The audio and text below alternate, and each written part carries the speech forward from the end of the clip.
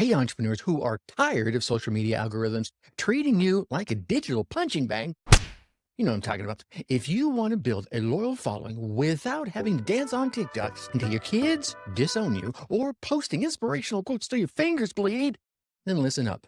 I have a new episode that will help you master email marketing, will help you build genuine connection, and will help you get so many devoted followers, you're going to need to hire a bodyguard to keep away all the business owners begging for your secrets. In this episode, email marketing expert Tanya Brody reveals how she went from collecting emails on paper, writing them down, to building an empire where every single email she sends is basically a money printing machine. Yeah, she says so herself. So go ahead, click on the link down below and watch this episode. Click on the link and listen to the episode. I don't care how you consume it, just go do it. Unless, of course, you enjoy spending your evenings crying at your keyboard while you send those hey girl emails to all those strangers on Instagram.